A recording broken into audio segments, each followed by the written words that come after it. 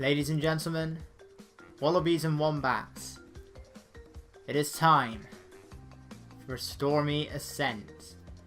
Welcome back to my Let's Play of the Crash Bandicoot N.Sane Trilogy. Let's begin. As Aku Aku will tell us, good luck, you're gonna need it. As if the trailer alone, when this was announced, wasn't already enough of a warning of what this stage is like. Stormy Ascent. The second castle climbing level trope after Slippery Climb. Initially, this level was cut from the final game. It was very nearly completed, because if you have an action replay, it's actually possible to gain access to many of the deleted stages. Most of them are very incomplete. They don't even have actual graphics yet. Enemies don't move, they don't do any damage and stuff like that.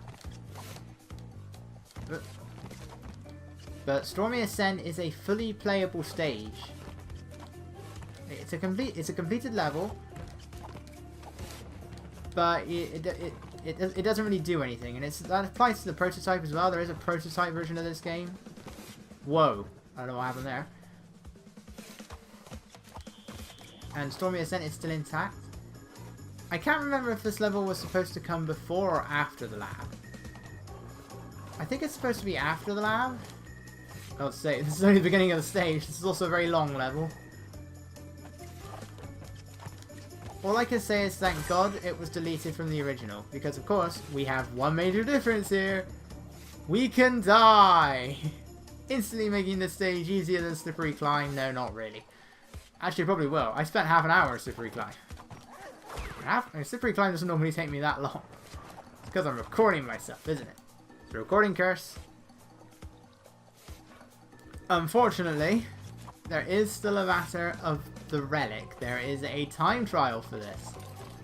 It took me 5 hours to get the gold gem, to get the gold relic. The gold relic. The sapphire relic, I believe, is 7 minutes, like Sunset Vista. The gold relic is 5 minutes. But the sapphire relic requires, the platinum relic requires you to complete this level in just 3 minutes. All in one go. Now there are a few shortcuts you need to take, because there is a jump, where there's like a gap, but it doesn't kill you if you fall down it, it'll just take you to the next part of the stage, because it's right next to a staircase that takes you down anyway. And you're required to take that, you're required to make some jumps with perfect timing, and the very last jump in this level is a freaking nightmare of a jump to make. As are many in this stage, but that one in particular. Because remember, in the original version of this stage, you would have had to have done this in one go. Couldn't die. Whoa. And there's an embryo stage. There's an embryo thing in this stage as well. And it's the hardest in the game. A completely original one. Because in the original Stormy Ascent, it was actually, I believe, it was going to be a Cortex stage, which means that this stage would have also had a key. So you would have had to have made sure you did that Cortex room perfectly as well. Otherwise, you would have had to have done the stage again. Wait, I still have Aku Aku. Oh, I had a level 2. I could have been invincible if there's another one here. But this is the N.Sane Trilogy. I'm not going for the relics. What? It didn't hurt me the first time and I didn't even move. Why didn't that hurt me the first time if I didn't move? I think I moved. It's really annoying because this jump right here. Ugh, I hate this jump. And this one. Almost always get hurt here. I can't remember exactly which one it was. Unless I abuse invincibility rings. There we go. Yeah, it is possible to jump down some of these and ignore some of the stairs. And that's what you need to do to get the platinum relic. Yeah, I think that's the one I normally get hit on. And I hate this jump right here.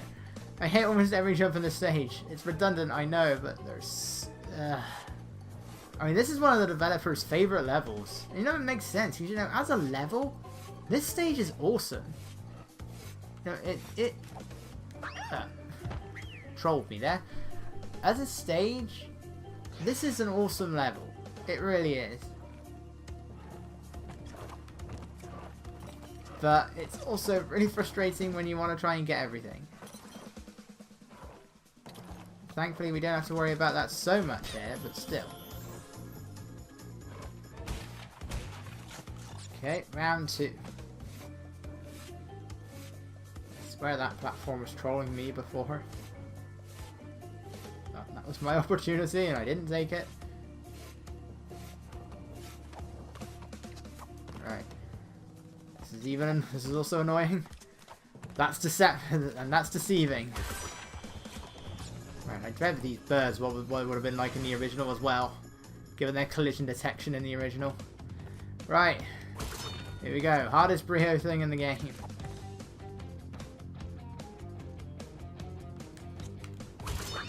I'm already convinced I am doing this wrong. But unfortunately, I don't remember the real method of doing this. Because I never had to go here during my 5 hours of getting the relic. Hey. No, I'm pretty sure there's another method of doing this, but I don't know what it is. Maybe you just have to time it. There we go. Okay. Difficult time to make though. That's not how you're supposed to get up here. Oh, gotta try to maneuver way down here now. There we go.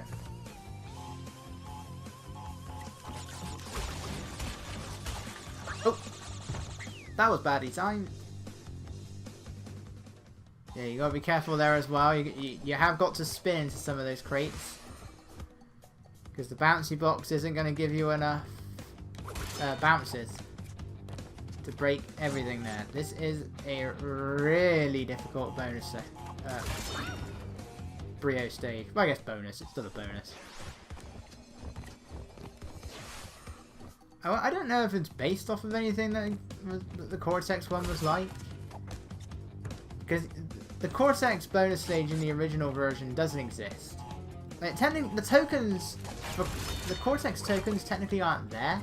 If you break the crate, you'll pick up like this really pixelated image that will be there for like just a few seconds. 1, 2, 3, 4, 5. There we go. Oi. But yeah, then you what am I trying to say? Oh! That didn't go well. So close as well. But if you had to be really, you pretty much had to break the boxes from the very edge, and of course that required you to know which boxes it was. But you had to break the boxes from the very edge of them so that you didn't pick up the Cortex icons. You could have, yeah, and you had to do that at least once. You know, as long as you missed one, you'd be okay. But 2, 3, 4, 5. As long as you missed one, you'd have been okay. But you gotta make sure you know where they are, because you just instantly pick them up.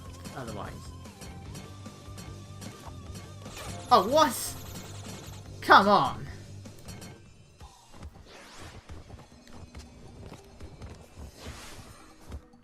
But if you collected all 3, it would try to send you to a bonus stage, but the bonus stage doesn't exist. So it would just cause the game to, well, you have to make the pun. It would cause the game to crash.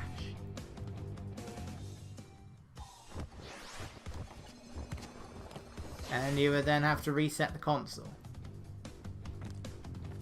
But I don't know. I wonder what that key would have unlocked originally. If it was going to be a Cortex game, what would it have unlocked? Would there have been another stage that was also cut? Would it have been what unlocked Fumbling in the Dark? I really do wonder what it would have done. Or maybe they would have really tried to troll you, and then and they made the key mandatory to unlock the final boss. That would have been cruel. Really cruel.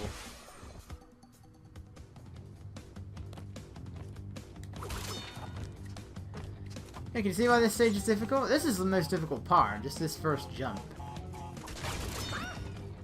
It's all because there's a delay. If that delay wasn't there, it would be so much simpler. You know, there's the delay from the TNT crate to actually activate the switch box, and then there's the delay of the thing actually appearing. Making these sort of jumps in lost levels is easier. Whereas in lost levels you sort of had to just jump off of this and then make your way downwards. And to the side. I think Mario 3 brought that back, but that wasn't really a problem because Mario 3 was slow speed.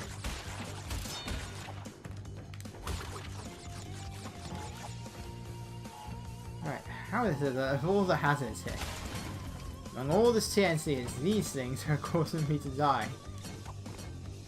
Nope. I think Wrath of Cortex brings this back in one level.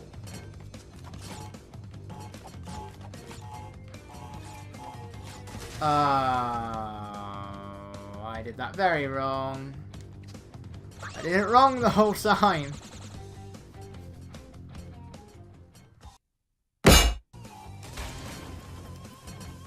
let's try this again. Save to crate. I'm hoping I only needed one, not two.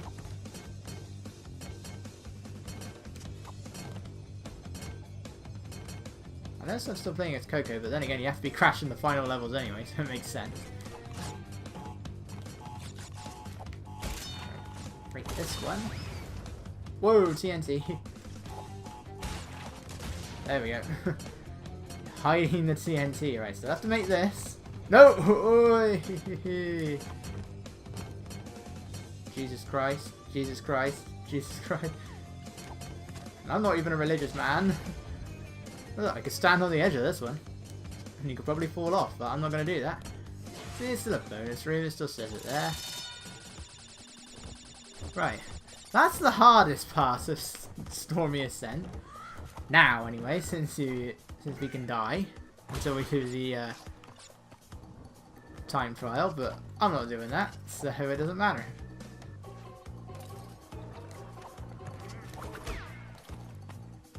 One thing I will say about the music, Slippery Climb, Stormy Ascent is usually the piece of music I remember the most, just because it's, you know, it's creepy but catchy at the same time. It's not, you know, it barely qualifies as music in the original. It's really more ambience than actual music. They actually like added a lot more beats and stuff to this. It's actually music here. It's really catchy, but it's nowhere near as intimidating. What the? Right, I have a question of why wasn't... I have two questions really. One, why wasn't I jumping? And two, why wasn't that killing me? Because that was definitely the spikes I was hitting. As was that. Whoa. Right, let's try that again.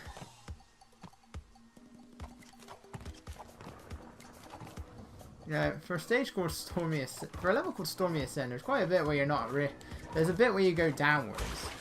Yeah, we've already been to it ages ago, but we go downwards in that part, but it's called Stormy Ascent.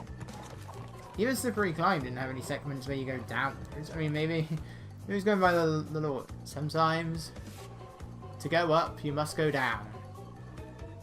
Because it's further along, because you gotta go down to get to the bit that helps you get up. Ah! Can I complete the stage now? I can fly. Right, I have Aku Aku by my side. Ugh, defying gravity. Ugh. Actually, you know, I bring up the Crash to Insanity theme song. Maybe the one that the theme that plays in Papu Papu's village. You know, it's just that typical da da da da da da da da da. Yeah, that has to be the most out of place piece of music I've ever heard.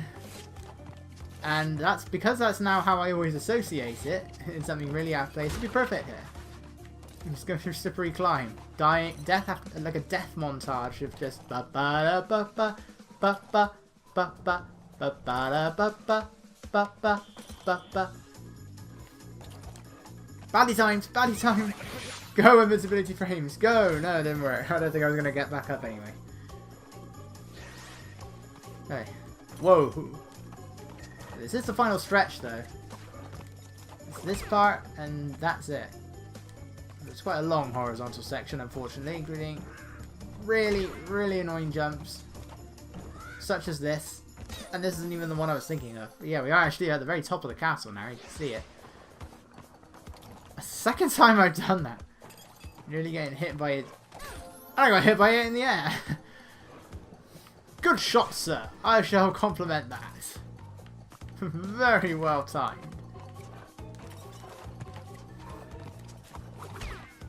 Let's try it again. Right, this bit's fine. This part isn't. You need to wait till he's at the very furthest distance you can, and then land. Right, yes, this jump right here. Because I hit that checkpoint, I no longer have Aku Aku. This jump. Yep, there we go. This is the most annoying jump. This cost me the time trial so many times because of the awkward timing of that jump. And yet there was somebody who played like every level of Crash Bandicoot, including all of the prototype levels that he could. Now, he said that Stormy Ascent was by far the hardest, but then he played the prototype Sunset Vista, and it was much harder. Ah, there we go. Hang on, we're not done yet. Who designed this thing? What did the blueprints to this place look like? It just keeps going and going. And I thought we were supposed to be ascending. Where's the ascent in this? This part's actually not too bad. I say that as that happens and I barely made that. But better be it. Right. I need 5 more boxes. I count 5 there. I need to get these 2. There we go. That's fast. That's okay. That's it. That's it. That's it. Yay! Oh, I barely made that. Yay! I mean, that stage is hard. The Brio room is the hardest bit, but that stage is hard. You're at 99%. That takes us to 27 of the 26 gems in the game. Now, really, that's what the pause menu says. And that would take us up to like 101% or something, but we still have the final boss and the Great Hall.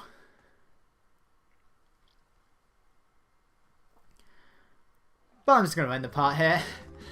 That's why I figured this one part would be Stormy Ascent alone, even with cuts. Screw you and your relic. Right, well, next up, very briefly going in there, and it'll be time for the final boss. And we will be about 1/4 done of the N.Sane Trilogy. But I will see you guys then. Victory Screech!